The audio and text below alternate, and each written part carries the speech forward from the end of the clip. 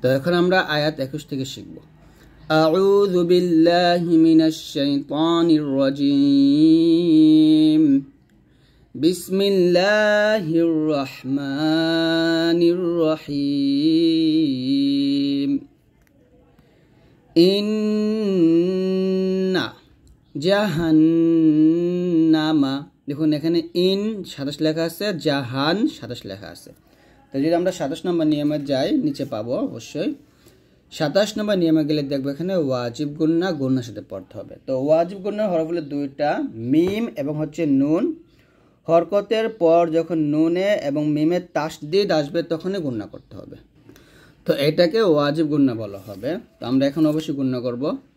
ইন্না জাহান্নামা কানাত, কাফ আলিফ জবর কা, মাদে হরফ এক লিফ টান দিবেন। জবর পর খালি আলিফ আসলে সেটা মাদে হরফ।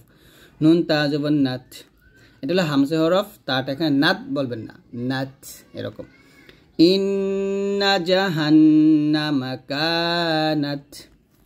মিম রজের মির, রস এক মোটা হবে, মির সদ আলিফ জবর স মোটা করে, মির স, দান আছে থামলে হবে মির সদা।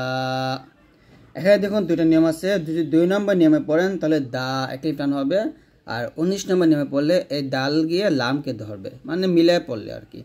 তো এরকম মির সদাল্লিত তো এরকম। তো এটা যদি বলি আমরা, আমাদের জন্য একটু কষ্ট হয়ে যাবে, তাই আমরা কি করব, এখানে ওয়াকফ করেই পড়বো। মানে এখানে আমরা তানভিনের 2 জবর আসছে ওয়াকফের অবস্থায়, তো তানভিনের 2 জবর আসলে আমরা 1 জবর বাদ দিয়ে আরেক জবর স্থানে রেখে 1 লিফ পরিমাণ টেনে পড়বো। তাহলে বলবো ইন্না জাহান্নামা কানাত মিরসাদা, এরকম। আবার ইন্না জাহান্নামা কানাত মিরসাদা, এরকম। তো লামকে তকে ধরবে, লাম ত যে লিত তাগিনা, ওয়ানিয়াজের রি মোটো হবে রি এরকম, লিত তাগিনা,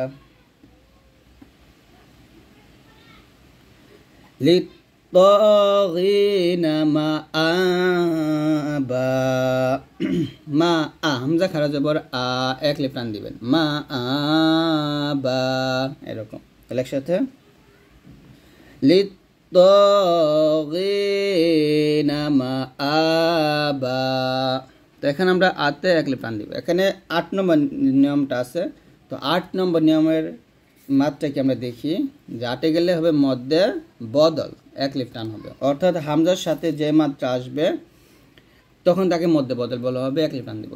লিত তাগিনা মা আবা, লা 1 লিফ টান, বাজের বি সাইয়াজের সি 1 লিফ টান দিবেন, লা বিসিনা ফিহা আহকাবা, ফাইয়াজের ফি 1 লিফ টান, হাতে আমরা 3 আলিফ টান দেব, কারণ জবর পর খালি আলিফ আসছে, এটা মাদে হরফ, মাদে হরফের উপর চিকন চিহ্ন বামে যে হামজাটা আসছে।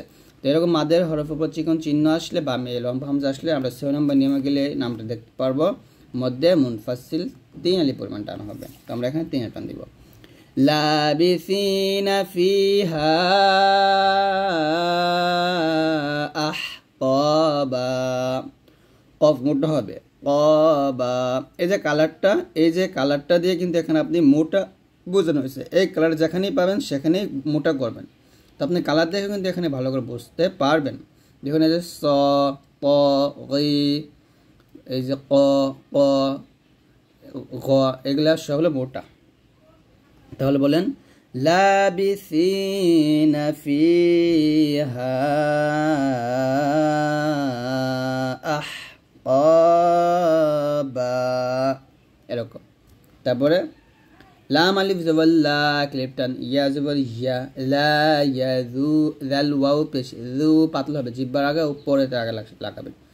লা ইয়াযুকুনা, কফ ওয়াও পেশ কু 1 লিফ টান, লা ইয়াযুকুনা ফিহা, বার বার জবর বার।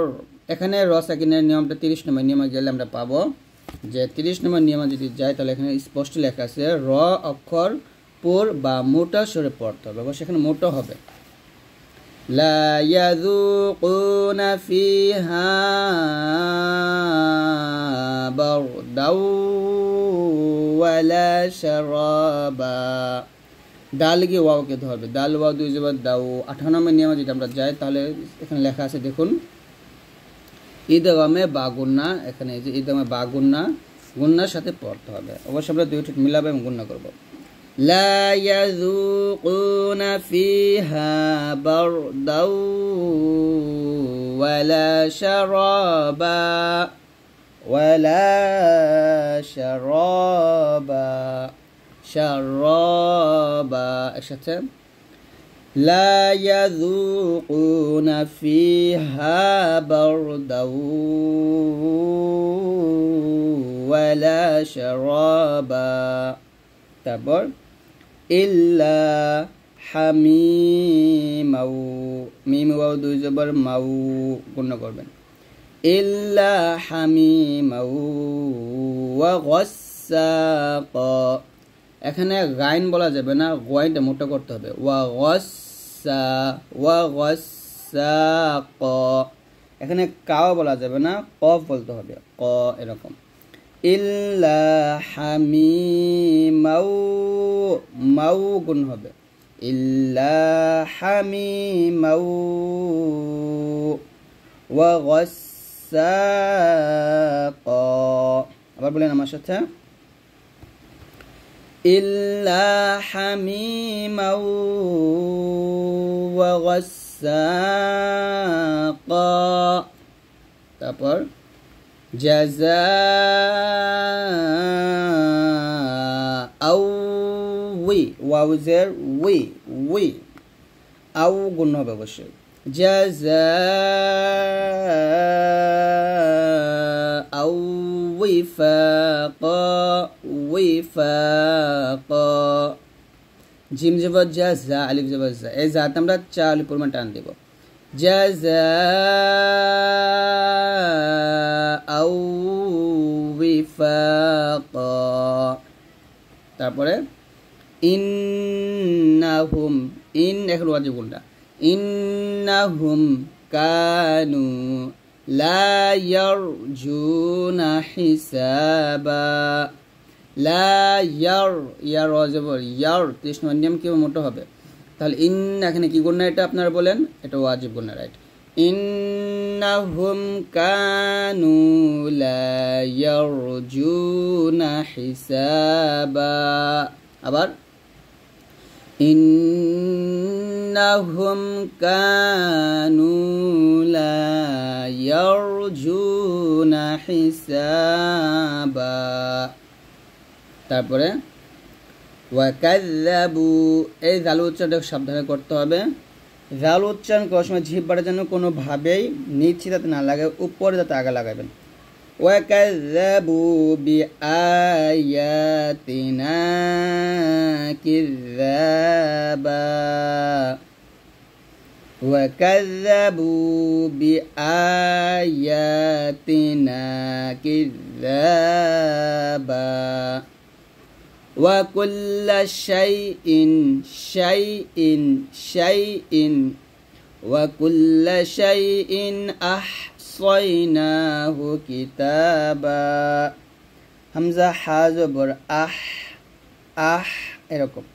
وكل شيء أحصيناه،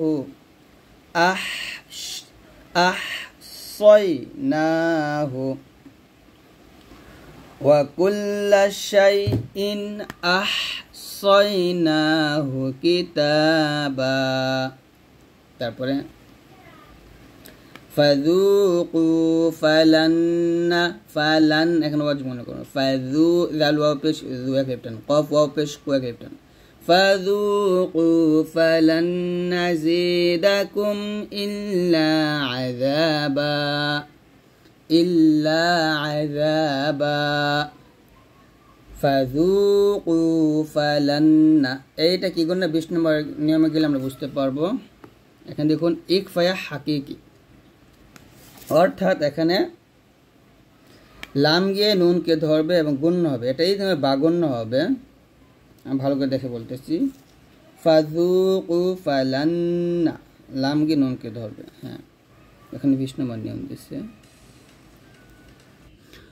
তো এখানে 20টা ভুল লাগছে, এটা হলো ঈদগামে বাগুণ্য, এখানে এটা 18 নম্বর হবে, ঈদগামে বাগুণ্য হবে, গুণের সাথে পড়তে হবে। তাহলে বলতে হবে ফাযুকু ফালান নাজিদাকুম ইল্লা আযাবা।